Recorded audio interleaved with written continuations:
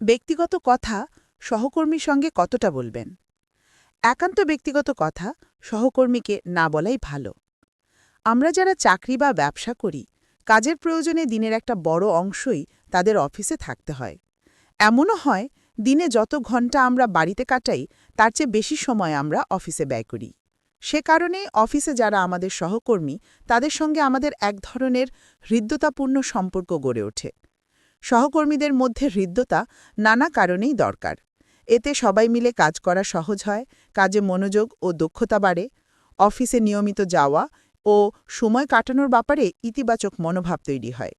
কিন্তু সহকর্মীদের সঙ্গে হৃদ্য সম্পর্ক বজায় রাখতে গিয়ে যদি মন উজাড় করে সব কথাই বলে ফেলেন, তাহলে কিছু ঝামেলাও হতে পারে। চাণক্য বলেছিলেন, অতিরিক্ত সব কিছুই বিষ। এমনকি ভালো জিনিসের বাড়াবাড়িও ভালো নয়। অফিসের সহকর্মীদের সঙ্গে আলাপচারিতার ব্যাপারটাও সেরকম।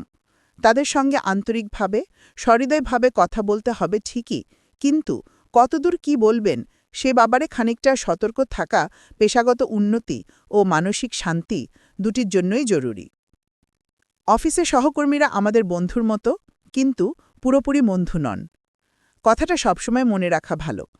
কাজের ক্ষেত্রে সহকর্মীরা সহযোগিতা যেমন করেন, তেমনি প্রতিযোগিতাও করেন। সুতরাং পরিস্থিতি পাল্টে গেলে সহকর্মীর অবস্থান ও আচরণ পাল্টাতে পারে। সহকর্মীর কাছে ভরসা করে এমন কোনো মনের কথা বলা উচিত নয় যা পরিবর্তিত পরিস্থিতিতে তিনি সবার সামনে বলে ফেললে আপনি বিব্রত হতে পারেন। আমি একবার এমন বোকামি করেছিলাম। অফিসের শীর্ষ নেতৃত্বের একটি সিদ্ধান্ত পছন্দ না হলে নিজের অসন্তোষের কথা এক সহকর্মীকে জানিয়েছিলাম। কয়েক মাস পর অফিসের বার্ষিক কাজের মূল্যায়নের সময় জানলাম সেই সহকর্মী আমার অসন্তোষের কথা শীর্ষ নেতৃত্বকে জানিয়ে দিয়েছেন এবং আমার পরিপক্কতা আর দূরদর্শিতা নিয়ে উদ্বেগ প্রকাশ করেছেন। এটা জেনে আমার মন খারাপ হয়েছিল। পরে বুঝলাম আমার সহকর্মী ভুল কিছু বলেননি। যে সিদ্ধান্ত নিয়ে আমি অসন্তোষ তা নিয়ে আসলে সরাসরি শীর্ষ নেতৃত্বের সঙ্গেই আলাপ করা উচিত ছিল। সহকর্মীর সঙ্গে ওই ব্যাপার নিয়ে আমার আলোচনা করতে যাওয়া ঠিক হয়নি। সেই থেকে কাজের ব্যাপারে যে কোনো অভিযোগ, ক্ষোভ বা অস্বস্তি নিয়ে আমি কেবল যথাযথ কর্তৃপক্ষের সঙ্গেই কথা বলি। সহকর্মীর কাছে ক্ষোভ প্রকাশ করে মনের ভার হালকা করার চেষ্টা করি না। তার মানে অবশ্য এটা নয় যে আমরা সহকর্মীদের সঙ্গে কথাই বলবো না। কথা বলার জন্য বহু ভালো বিষয় আছে। কাজের বিষয়ে কথা বলতে পারেন, দক্ষতা বাড়ানোর নানা উপায় নিয়ে কথা বলতে পারেন, কাজের বাইরে নিজেদের নানা আগ্রহের বিষয় নিয়ে কথা বলতে পারেন। সহকর্মীদের কারোর কোনো ভালো কাজ বা আচরণ দেখলে তার প্রশংসা করতে পারেন। এর থেকে অনেক সময় দারুণ সব আলোচনা শুরু হয়। যেটা না করাই ভালো সেটা হলো একে অন্যের সঙ্গে বেতন, বোনাস, সুবিধাদি নিয়ে আলোচনা। এসব নিয়ে কর্মকর্তা কর্মচারী কল্যাণ পরিষদ আলোচনা হতে পারে, ব্যক্তি পর্যায়ে না হওয়াই ভালো। এসব আলোচনা থেকে ভালো কিছু হওয়ার বদলে বেশিরভাগ সময় ঈর্ষা আর বিদ্বেষের জন্ম হয়। এমন আলোচনা পাঁচকান হলে অফিস কর্তৃপক্ষ মনে করতে পারে আপনার পেটে কোনো কথা থাকে না। আরেকটা আলোচনা যথাসম্ভব এড়িয়ে যাবেন।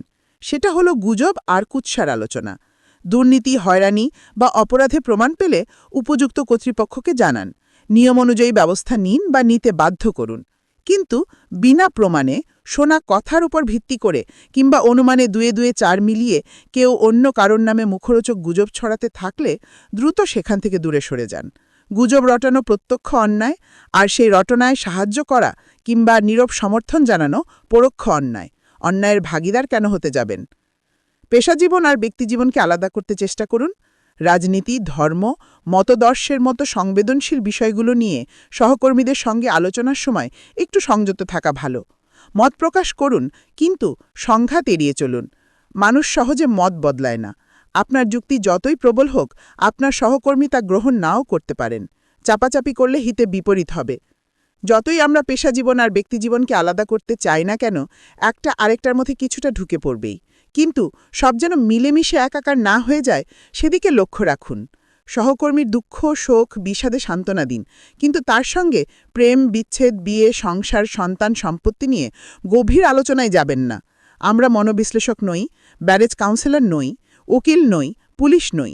জটিল সমস্যা সমাধানের ভার বিশেষজ্ঞ ব্যক্তিদের হাতে ছেড়ে দিন। স্বাস্থ্য নিয়ে সহকর্মীদের মধ্যে আলোচনা হওয়া স্বাস্থ্যকর, কিন্তু এখানেও সীমা বজায় রাখা দরকার। সহকর্মীদের সঙ্গে গায়ে পড়ে স্বাস্থ্য সমস্যার যাবতীয় খুঁটিনাটি নিয়ে আলাপ করবেন না। ওটা বরং চিকিৎসকের সঙ্গে করুন। সহকর্মী স্বাস্থ্য সমস্যার সময় তথ্য দিয়ে সাহায্য করুন, কিন্তু রোগ নির্ণয় বা চিকিৎসার উপায় বলে দেবেন না। সংসার যাত্রায় কিছু সংঘাত অনিবার্য, এটা কম বেশি সবার জীবনেই হয়, কিন্তু বাড়িতে ঝগড়া হলেই সহকর্মীর কাছে জীবনসঙ্গীর নামে অভিযোগ করবেন না। ঝগড়া মিটে যাবে, কিন্তু ঘরের লোকের নামে বাইরের লোকের কাছে অভিযোগ করার গ্লানিবোধ সহজে মিটতে চায় না। একই কারণে কাজের ক্ষেত্রে মতবিরোধ হলেও এক সহকর্মীর নামে অন্য সহকর্মীর কাছে নেতিবাচক কোনো মন্তব্য করবেন না। মতবিরোধ দীর্ঘস্থায়ী হলে, কাজের ক্ষতি করলে মানব সম্পদ বিভাগ বা ঊর্ধ্বতন কর্তৃপক্ষকে জানান। যে কারণ নামে তার আড়ালে নেতিবাচক মন্তব্য করলেই দেখবেন সেই কথা নানা মুখ ঘুরে আরও নেতিবাচক অবস্থায় ওই ব্যক্তির কাছেই পৌঁছায়। মন্তব্যটি যে আপনি করেছেন সেই তথ্যও পৌঁছে যায়, অথচ তার কাছে যে তথ্য পৌঁছালো হুবহু সেটা হয়তো আপনার কথাটি নয়। এর ফল কখনোই ভালো হয় না। সহকর্মীদের কারো পোশাক বা সাজগোজের ধরন আপত্তিকর মন্তব্য করবেন না। অতীত জীবনের কোনো অন্ধকার দিক বা ভুল ত্রুটি যদি থাকে, সেটা নিয়েও সহকর্মীদের সঙ্গে আলোচনা না করাই ভালো। কেউ আহত হতে পারেন, কেউ বিদ্বিষ্ট হতে পারেন, কেউ বা তথ্যটু তুলে রাখতে পারেন যথাসময় আপনার অযোগ্যতা বা অনুপযুক্ততার প্রমাণ হিসেবে পেশ করার জন্য।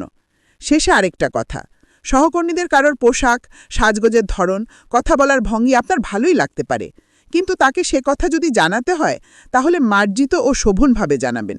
উফ, আপনাকে এই শাড়িতে ফাটাফাটি লাগছে, বা চেহারা এত ঝলমল করছে কেন, বাড়িতে বউ কি খুব আদর করছে? এ জাতীয় কথা শুধু অপেশাদার আচরণ নয়, এক ধরনের যৌন হয়রানি এবং সেই সঙ্গে শাস্তিযোগ্য। অফিসে সহকর্মীদের সঙ্গে নিয়মিত কথা বলুন এবং মন দিয়ে তাদের কথা শুনুন, কিন্তু আপনার বলা এবং শোনার নিয়ন্ত্রণ যেন আপনার হাতেই থাকে। সহকর্মীদের জন্য আপনার সহমর্মিতা থাকুক, সহানুভূতি থাকুক, সেই সঙ্গে থাকুক সম্মানবোধ। আর কেনা জানে, সব সম্মানের সঙ্গে একটুখানি দূরত্ব থাকে, আর থাকে অনেকখানি সংযম।